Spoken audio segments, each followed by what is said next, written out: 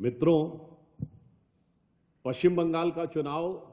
अपने अंतिम चरण की ओर और निर्णायक परिणति की ओर बढ़ रहा है और उसी के साथ साथ पश्चिम बंगाल की जनता का संकल्प भी निर्णायक रूप से परिवर्तन के लिए सुदृढ़ होता चला जा रहा है। विगत लंबे समय से पश्चिम बंगाल में तृणमूल कांग्रेस की सरकार द्वारा संस्थागत भ्रष्टाचार,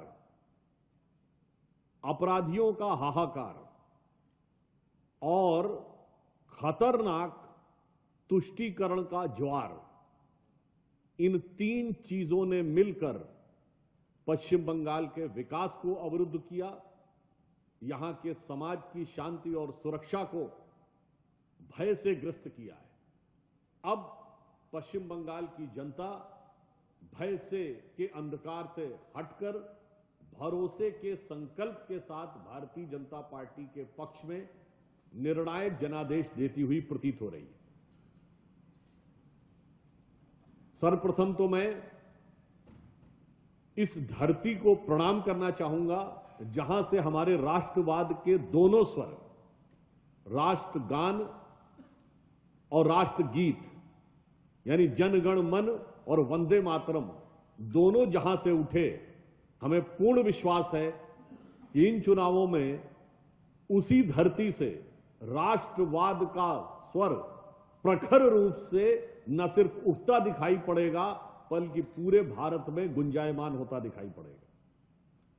जहां एक तरफ प्रधानमंत्री श्री नरेंद्र मोदी जी के नेतृत्व में भारतीय जनता पार्टी पश्चिम बंगाल के सभी नागरिकों को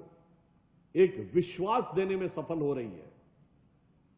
कि विकास की वो दौड़ जिसमें पश्चिम बंगाल कभी बहुत आगे हुआ करता था, हम लोग जब बचपन में सुनते थे तो एक कहावत होती थी कि झुलनी ने मारा धक्का बलम कलकत्ता पहुंच गए रे, यानी सबका टारगेट कोलकाता ही होता था।